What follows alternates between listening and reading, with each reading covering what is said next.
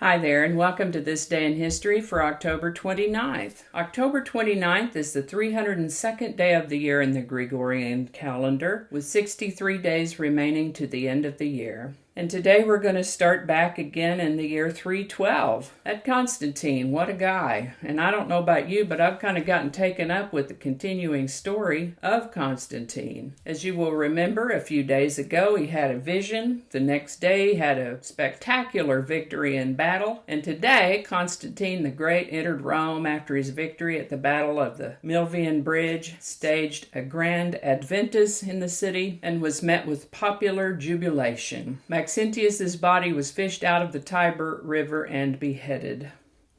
I guess to make sure he was really dead. I'm not sure what that was about, but there you go. In 1618, Sir Walter Raleigh was executed. He was an English adventurer, writer, and favorite courtier of Queen Elizabeth I, was beheaded in London under a sentence brought against him 15 years earlier for conspiracy against King James I.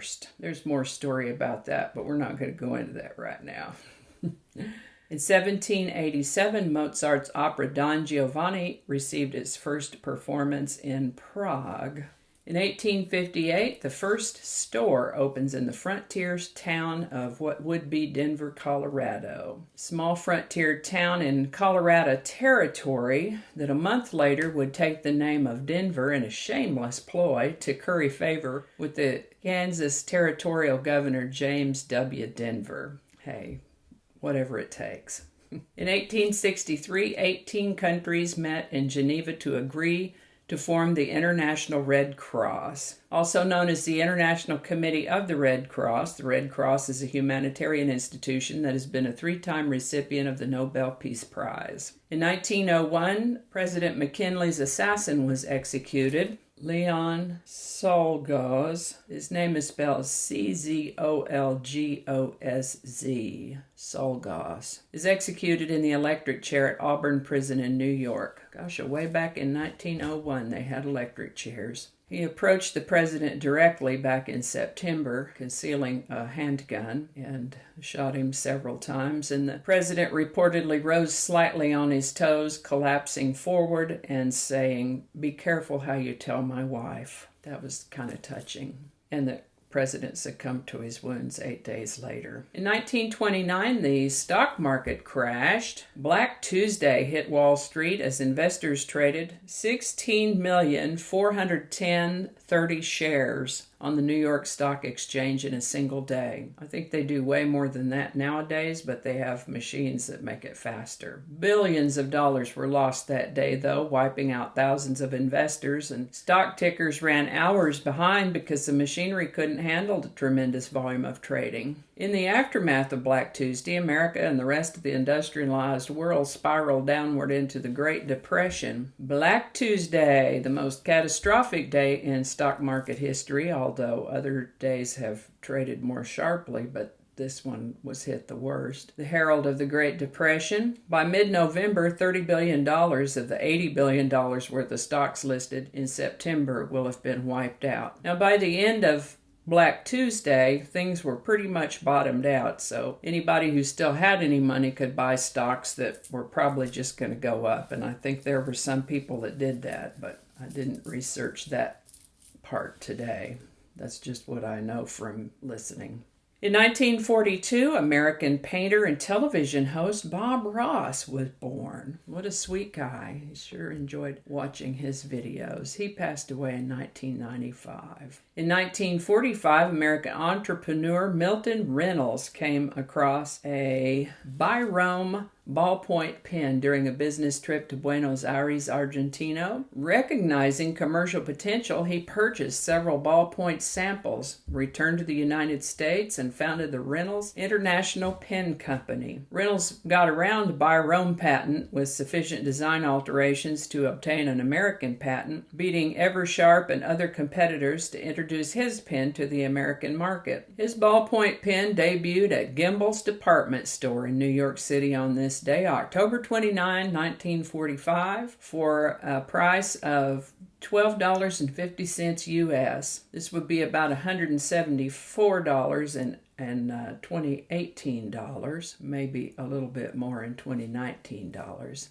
He called it the Reynolds Rocket, and it became the first commercially successful ballpoint pen. He went to great extremes to market the pen with great success.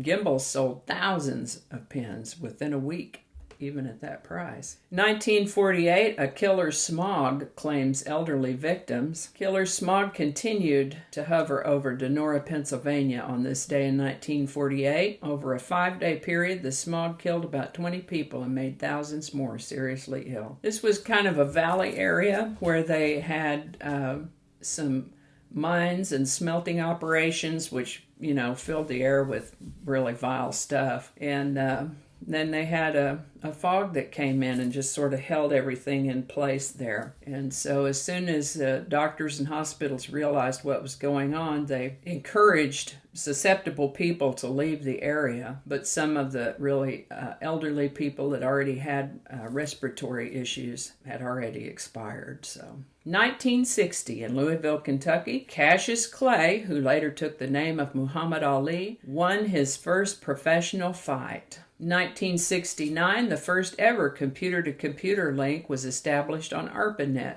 the precursor to the internet. I thank you for that. That makes me able to do this, what I'm doing right now. 1971, guitarist Duane Allman died in a motorcycle accident. He was the guitarist and leader of the Allman Brothers Band. He was killed in this day in 1971 when he lost control of his motorcycle and drove into the side of a flatbed truck in Macon, Georgia, and he was only 24 years old. 1971, American actress and producer Winona Ryder was born. In 1991, the American Galileo spacecraft made its closest approach to 951 Gaspra, becoming the first probe to visit an asteroid. 1998, John Glenn returned to space. Nearly 4 decades after he became the first American to orbit the Earth, Senator John Herschel Glenn Jr. was launched into space again as a payload specialist aboard the Space Shuttle Discovery. At 77 years of age, he was the oldest human ever to travel in space, and during the 9-day mission, he served as part of a NASA study on health problems associated with aging. In 2008, Delta Airlines merged with Northwest Airlines, creating the world's largest airline and reducing the number of U.S. legacy carriers to 5. And I think that's going to do it for us today. Remember that the links to my research are listed in the show notes. Give it a like if you enjoyed this video. Consider subscribing if you haven't already. And feel free to share this video. Send it around to everybody. Thanks again for watching, and I'll see you next time. On October, okay, with the notifications, blah, blah, blah, coffee mug, courtier, unmarried boyfriend, I don't know, is that right? 19. Thank you for reminding me. Roman numerals. Is that right?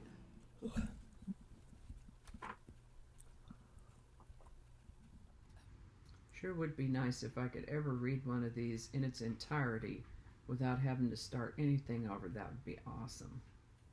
I might have to take another look at that. I'm going to have to look at that. So, plumbing happens.